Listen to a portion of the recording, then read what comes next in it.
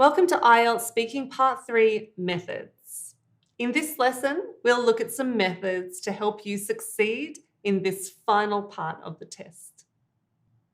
We're going to review Speaking Part 3 and go through 5 methods to help you do well. Review.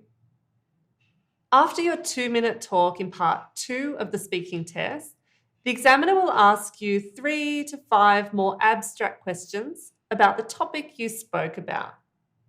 For example, if Part 2 was about the school you went to, you might be asked deeper, more complex questions about education, like, how are education priorities today different from those in the past? What is your opinion on the way languages are taught in schools? How can the type of school you go to affect career success? What changes do you think will happen in the classroom in the near future? As you can see, these questions are a bit trickier than the questions in Part 1, where you're asked about work, study, hometown, or hobbies. These questions require deeper thought and more sophisticated answers. While Part 1 and 2 of the exam are carefully scripted, in Part 3, the examiner is free to change or adapt the questions depending on your level. They can even add extra questions. And there are lots of different question types. They're all designed carefully to elicit different types of language from you. Let's have a look at some of the question types you could expect in Part 3. Some questions may ask you to give an opinion. For example, should all students study a second language? Do you think money can buy happiness? How important is technology in education these days? You might be asked to compare. Do men or women make better managers? Do young people prefer to travel more than older people? How is shopping online different to shopping in real stores? Sometimes you'll be asked to describe change. For example, how has food production changed in recent years? How have mobile devices changed the way we socialize? Has life become more difficult or easier thanks to technology? You could be asked to predict or talk about the future. In the future, will all education be online? Will it be possible to save all endangered animals? How will city life be different in 100 years? Or you may be asked to suggest, give reasons, or offer solutions. How can people limit their impact on the environment? What can be done to help improve quality of life in cities? Who should be responsible if a child commits a crime?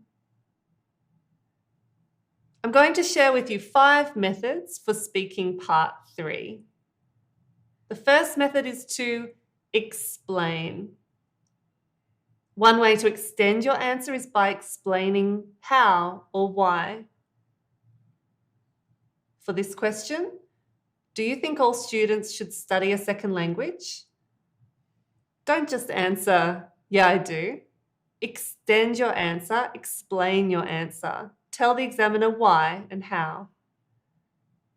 Yeah, I do. Being bilingual or multilingual is such a huge benefit these days. It can open doors professionally and academically, and learning in school, preferably from primary school, is crucial to achieve mastery. Another method is to frame your answers. Surround your answers with extra framing language. For example, if the examiner asks you, what sports are popular in your country? And you answer football, basketball too. This answer's okay, but you haven't demonstrated your range of vocab and grammar to the examiner. This is a better answer.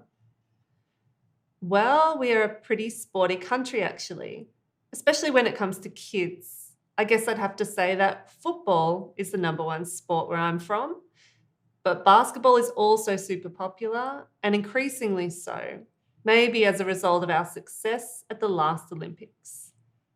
The same answers are there, football and basketball, but now the answer is much richer thanks to the framing language. Third method is to buy time.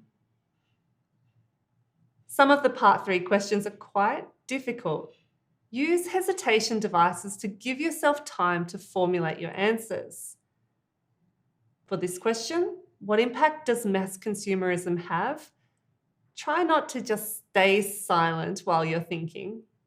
You could say, wow, that's a big question. I think there are a lot of impacts. Let's see. Well, I suppose the environmental effect is the main thing that springs to mind, and so on. That language shows the examiner that you're just thinking of ideas, you're not struggling to find language. Our fourth method is to give examples. Draw on your knowledge, things that you've read, heard, or watched to extend your answer. How has food production changed in recent years? There have been massive changes in this field. Actually, I heard a podcast the other day all about new developments in 3D printing. It said that soon we might be able to print out our food, which I must say sounds a bit. And the fifth method is to consider two views. Mention an opposing view or what others think to add depth to your answer. Can money buy happiness? Well, I think a lot of people tend to believe so. These days, it seems like fame and fortune are the ultimate goal for many, but as far as I'm concerned, I feel that money, although important to some extent, isn't the key factor when it comes to happiness. Introducing other views gives you a way to extend your answer, not just giving your own view. Summary. Here are the 5 methods again. 1. Explain your answer. Tell the examiner how and why. Frame your answer. Don't just answer the question. Buy time if you get a difficult question. Use natural hesitation devices. Give examples. Draw on what you've seen, heard, or read. And number 5, consider two views.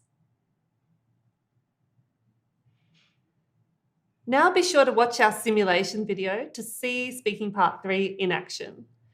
After the simulation video, you can complete the quiz and then do the practice activities and record your answers. Put those methods into practice now. Good luck.